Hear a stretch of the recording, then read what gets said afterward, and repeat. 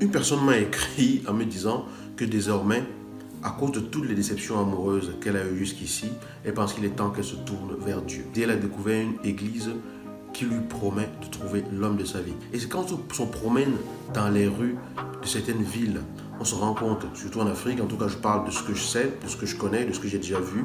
Parfois il y a des sortes de publicités comme ça qui sont faites, qui disent tu n'as pas de mari, viens, tu trouveras un mari. Grande veillée de prière, tu trouveras un mari. N'hésite pas, le révérend tel, le pasteur tel, le prophète tel et tout, va te faire trouver un mari. Bon, moi je ne remets pas tout ceci en question, mais je vais vous partager quel est mon point de vue et surtout l'erreur que vous commettez lorsque vous allez à ce genre de manifestation. D'accord? Je suis Yannick TM, vous êtes sur Pépites et Grains de Conscience. Je suis ravi de vous retrouver ici. On est vendredi, on parle tout simplement couple. Et j'espère que vous allez avoir des informations ici qui vont vous permettre d'être plus épanoui, de comprendre dans quelle disposition il faut être pour construire un couple vraiment épanoui et vraiment heureux. Bien sûr, vous pourrez commettre des erreurs dans votre vie, tout le monde en commet, mais comment faire toujours pour aller vers le meilleur soi, pour attirer à soi une vie de couple beaucoup plus épanouie. Si vous n'êtes pas encore abonné à cette chaîne, pensez tout simplement à vous abonner. Et si cette vidéo vous parle, partagez-la par la suite. Alors cette personne me dit ça, et du coup elle me demande ce que j'en pense. Ce que je pense tout simplement de ceci, c'est que lorsque vous allez à l'église ou lorsque vous vous tournez vers la foi ou vers Dieu en disant que vous allez trouver un compagnon, vous trouvez un mari ou parce qu'on vous a promis que vous trouverez un mari, il faut bien comprendre que dans une église ou dans ces endroits-là, il n'y a pas une liste de personnes qui sont alignées comme ça sur une liste d'attente, une file d'attente et que vous allez venir regarder comme ça et dire oui, lui je le choisis ou je ne le choisis pas. C'est pas un magasin, c'est pas une grande surface où vous allez juste choisir, d'accord? Lorsque vous décidez de prendre lorsque vous prenez une décision pareille ou lorsque vous décidez de suivre un chemin pareil, il faut bien comprendre que le but quand vous y allez, ça doit être d'apprendre comment être une personne qui mérite la personne que vous cherchez. Parce que très souvent, on cherche une personne, mais on oublie que soi-même, on est la véritable personne qui doit se transformer pour mériter cette personne que l'on dit qu'on cherche.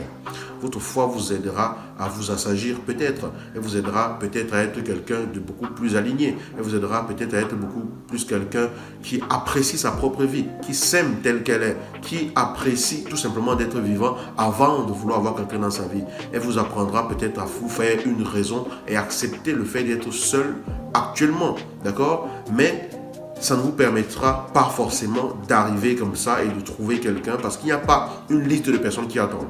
Est-ce que vous méritez cette personne que vous vous imaginez? Parce qu'en général, on veut une personne qui est gentille, qui est correcte, qui est respectueuse, qui est ceci, qui est cela. Êtes-vous tout cela? Est-ce que vous incarnez les valeurs que vous voulez voir en l'autre?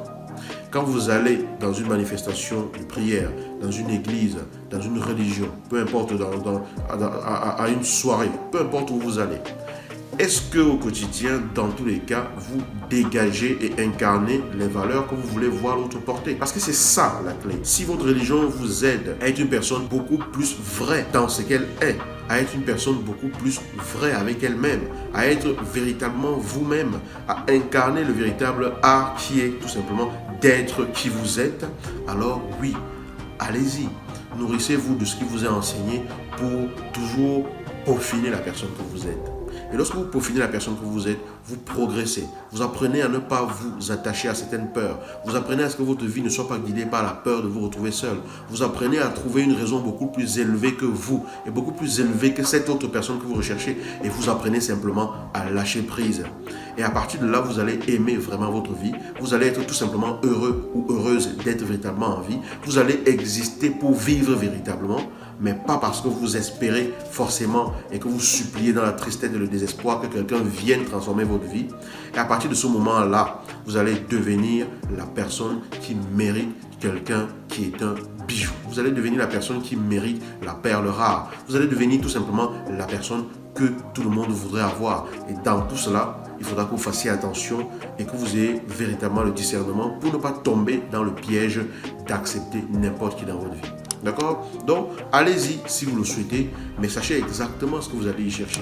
Sachez exactement pourquoi est-ce que vous y allez. Sachez exactement ce qui vous anime lorsque vous y allez.